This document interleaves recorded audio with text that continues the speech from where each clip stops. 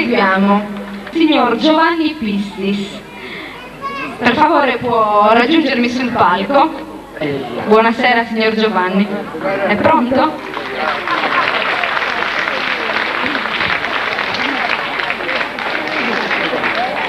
Il signor Giovanni Pistis ci reciterà ora una poesia da lui composta, che ha per titolo Su ballo dei Sorresus. È una poesia che vuole dedicare al gruppo Folk San Biagio di Villassor.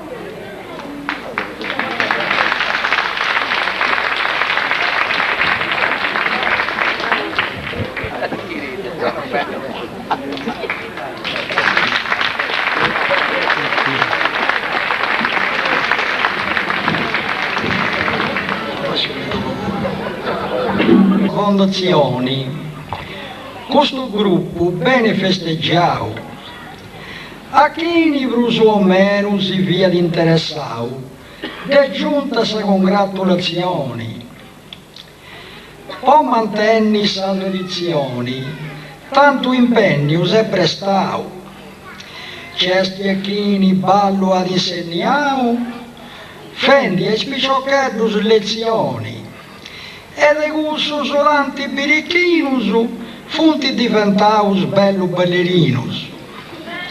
Fia la lunga sa strada de vai, che su costumi sorreso serbiada. Giovanni Zorco, vos interessai, Mario Mutta sa guisu sigiada. Felici Serra, ci bessiada, e Gigino Viras non da pannegai. A sul rientro de traballai, Ugo Boi interveniada. L'ire due rigi, con me veniada, altros elementos vo imparai, con tutto s'impegno ubicau, su costumi sorreso se rinnovau.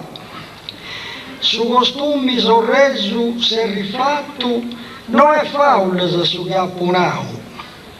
Pochini d'undossa resta dato, sa gonna, su cosso, su sciallo, e su un calori tutto ricammau.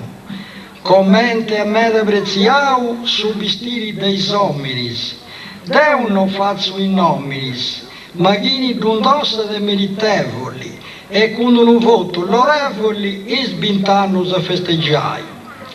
Su ballo sardo a regola e leisi, pragido piticus e mannus, con tutto che tengo 70 anni, che non te lo solo mi muovi di specie.